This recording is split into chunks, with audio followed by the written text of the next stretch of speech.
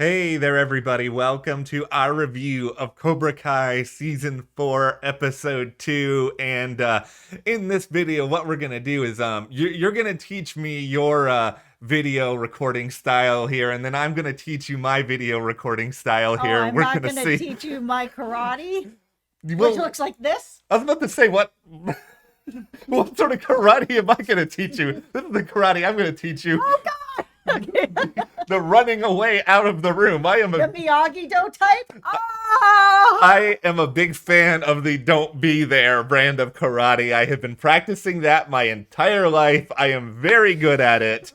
Okay, well, we are going to talk in this episode about the just delightful training sequences. Oh my God, so good, so good. Best part of the episode is watching Daniel and Johnny teach each other their different styles of karate. I'm here for it. I'm living for it. It was so good. We also have a new character in Kenny who we will get into, a very important connection to the past there as well. But before we move forward any further, just cream kick that subscribe button, if you will, just to make sure, we are here. We're doing 2 Cobra Kai reviews every day here. We don't want you guys to miss any of those as we go into season 4 even further. Okay, so let's get into the Johnny and Daniel of it all. This was so well done. This is what I was really hoping to see happen. I mean, during the premiere, they were not seeing eye to eye. Daniel came up with this terrible idea where he was like, you're just going to learn Miyagi-Do, and basically I'm just going to take all the students and teach everybody myself, to Johnny saying, no. So this episode, we got what I wanted to see, which is we saw Johnny learning some Miyagi-Do and watching Daniel cut that bottle in half. It was really badass. And it was good because it gave Johnny a bit of respect to sort of see that Miyagi-Do is, it's a lot of defense, but when you need to hit, you hit, and you hit hard. I think this episode perfectly illustrates the importance of defense and the importance of Miyagi-Do, but also why Daniel had such a hard time recruiting people for Miyagi-Do in the first place. Because unless he's doing that bottle trick, I don't think the idea of, polishing wood or painting or any of these things are immediately as exciting as we get over to Johnny. And it feels like at times Johnny's training methods are basically just like he's filling in Mad Libs, where he's just sort of climb up this chain, dig this coal out. That was the best, where he's like, dig this coal out. And Daniel's like, you're supposed to be putting the coal in, you're not supposed to be throwing it on the floor. But he had a purpose, which later was that Daniel was going to walk across these coals. How that's helping him with karate, I don't know, but it's helping him, I guess, not be a cat. Again, I'm not going to be saying the P word that Johnny loves because we don't want to be demonetized. So here we are. Don't be a cat. There were 2 moments within this training montage that just filled my heart in so many different ways. Number 1, the idea of Daniel punching balls that are flying at him seems like the worst idea I have ever heard. I loved the moment at the end of the sequence where you saw Daniel up at the top of the chain, really being part of it and just really feeling himself. I was like, okay, it's good. He's finally gotten some sort of a feeling of where Johnny's coming from.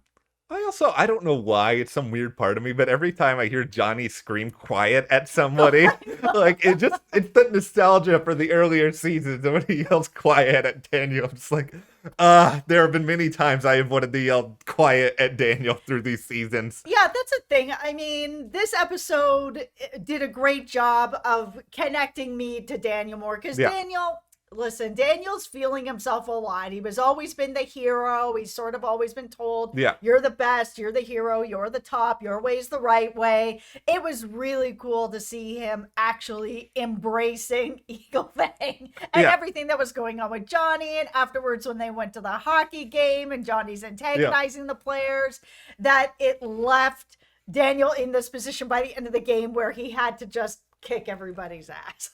Listen, there's a very important lesson here when it comes to going to sporting events, and I will turn this into a tiny story time here because when I was like 15, I went to a Dallas Mavericks game, and because I'm legally blind, the foundation that helped me out, they gave me and my friend courtside seats for one of the games so I could see the action up close and personal. There's this player on the Mavs named Sean Bradley who is like 7'6". He's like the biggest human being alive, but he also could not really play basketball very well. He just like blocked shots and dunked. And like we were sort of, no, we weren't like yelling insults or whatever at him, but we were just like, it's Yeah, Sean. bunch of bullies. Yeah, we were just like, being idiot kids or whatever. And then one time he heard us because we were courtside and he just looked at us and he was just like, yeah. And then we did not do what Johnny and Daniel did because the rule here is if someone who can beat you up, who is a professional athlete, acknowledges you, here's what you do. Quiet. Yeah, like that's what we did. We were just like, yeah. Whereas here, you've got Daniel deciding to antagonize the hockey player, call out rule violations, get this guy in the penalty box. Are you surprised, Daniel? It was so funny to watch Johnny just peace out on that and turn the Miyagi-Do around on Daniel to be like, I shouldn't be here. I'm not here. Listen, I'm not gonna be a wet blanket here because it was very, very funny. I do hope there is a greater sort of emotional payoff where Johnny implements more of Miyagi-Do because we really saw Daniel implement that hardcore in this fight scene. I feel that Johnny also really understood what was going on because Johnny told Daniel what he was missing from Miyagi-Do of what it is. He's just like, this is boring. Defense is boring. Yeah. The stuff that I'm looking for is more, being on the offensive. I want to, kick and punch and, fight back sort of thing. That's what I need out of my karate. Where then Daniel cut that bottle in half and was like, this is where you can get to with what I'm doing. It's not only defense. And so I already felt like there was some payoff there where then you just saw him put that bottle down and go back to painting right away, be like, okay, I'm going to get here.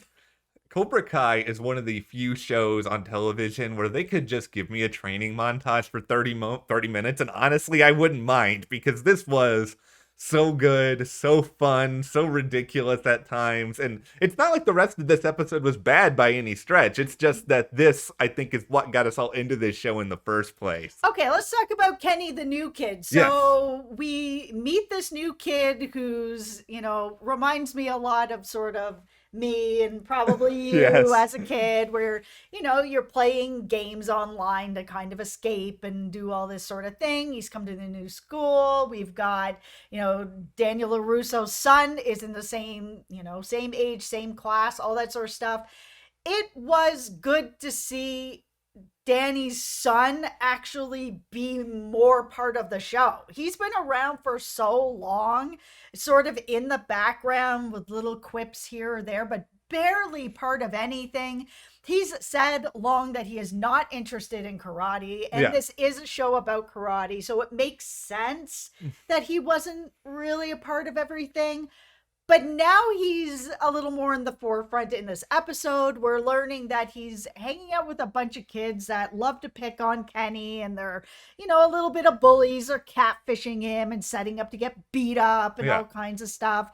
And you can see that Anthony's just kind of riding the fence. He doesn't really want to get into fighting. He's made it clear he's not into this. Like, he doesn't want to be part of it. He feels like he's seen the damage that's on the other side of it. He doesn't want it. But at the same time, you're that age. Peer pressure is real. Yeah, it's real, and it's hard. And this is clearly, Anthony's a kid who he's got a pretty successful father, a pretty well-known father that's probably giving him a little bit of social clout at school. He's coming from sort of this background of privilege where I don't think he really understands right from wrong in the way that he should. And it's an interesting path that they're taking with him, and it's one that I enjoy just because he couldn't just be the punchline of the kid who wants to like eat all the food for the entirety of this show. And I'm glad he's not like a complete monster where he is leading the charge and doing all this sort I of was stuff. worried about that. Yeah, I was really worried about that too, but I think what makes the show so good sometimes is sort of actions and consequences where even if, Anthony's not the main perpetrator of all of this, his actions being a part of this bully group could end up inspiring Kenny to become a part of Daniel's arch nemesis dojo, Cobra Kai, at least based on the ending that we saw with Sean Payne in the closing Yep. seconds here. Okay, so for those of you who do not remember Sean Payne, Yeah. he was in juvie with Robbie. So there was a group of guys that were like kicking his butt all the Yeah. time and getting into fights with Robbie all the time. And they ended up at a place where there was like a mutual respect with them at the end. Sean Payne was part of this group. So we learned that Kenny's brother is Yeah. Sean Payne. And so when Kenny goes to his brother, who's still in juvie, and it's like, listen, I'm having a really hard time. Dad's in the military. He's not around. Mom is working all these hours. This is what's happening to me. I just don't know where to go or what to do. Sean's like, I know somebody who can help you. It's a perfect setup, and it's something I was admittedly worried about this because like halfway through this episode I was thinking, okay, obviously Kenny's going to get involved in this story somehow, and we've seen this pattern with Cobra Kai over the years where you see sort of these good kids end up being corrupted, and it's like we already have so many heroes over on the Miyagi-Do and the Eagle Fang side, and I was just like, oh no, they're gonna put this likable kid into Cobra Kai. I just didn't know how it was going to come about until the end. My hope is that Kenny's not gonna get turned into the new Hawk, where he's been bullied so much and now he's with Cobra Kai, and that they're gonna, put this like nice sort of slab of evil on him, that maybe some of Kenny's good heart will start to, melt Robbie away from it a little bit. Because Robbie's not a bad kid either. Mm-hmm. I mean, none of them really are. I want to give the cosplay abilities of Kenny here an A+. I speak to this as a man who dressed up as Orin from Final Fantasy X and went to my college, Japanese class. Good for you, Kenny, for having the bravery to show up at a park dressed like that. And I know you got catfished and humiliated, but you know what? You live your truth. That's all I gotta say. Live your truth. No, it was good. And it's good to get to have some new characters, a little freshness in this, because there's a lot of characters that, we haven't had a lot to really get to know them. And then there's other characters that we know a lot about. Yeah. So let's talk about Tory, who's an actress I really like, and the character we know a little bit about, but she's been around a long time, and we don't know nearly enough about her. One thing we do know is that she's struggling financially. She has a job where she's taking care of her mom, and Kreese has helped her in the past. Yeah, and I wish in some ways that this episode gave us maybe a tiny bit more of context of things we didn't know as much, because I think we kind of got a sense of Tory's struggles before this season even happened, though we do see, Amanda come in, confront her at her job. I think Amanda had a very specific sort of way that she thought that this was going to go, and Tory did not have to lose her job in this moment. She could have just been like, okay, I hear you, stay away from your daughter until the tournament. She didn't even have to mean it. She could have just said, okay. She didn't even have to say anything. She just could have turned around and walked away and did nothing. It was kind of, I understood where Amanda was coming from at first. We learned in the premiere that she has like a PTSD of what happened, that everybody broke into her house. Everywhere she looks, there feels like there's violence there. She's got, a new security system where the password is Outlander. Yes. Clearly she loves Fraser's Ridge. So, but she has said that it's not really making her feel like she's taken her power back and she feels any safer. So she decides that she's going to go and talk to Tory and basically threaten her and just say, listen, like, this is where it's going to be. I haven't pressed charges because Sam asked me not to, and I won't as long as you keep it on the mat. Like, don't go near my daughter outside of the mat. And, I need to know that you heard me.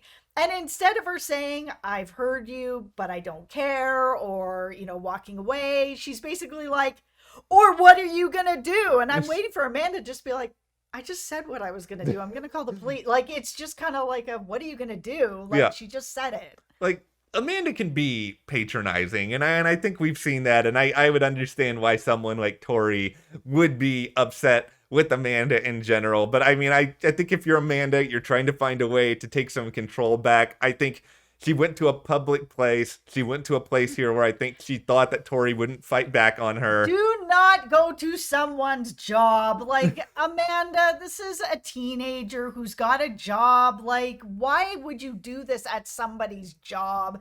Like, even if you didn't want to, it was the only place you knew she would be, wait till she's off work. You are an adult, and Tory is not. Like, give it a break.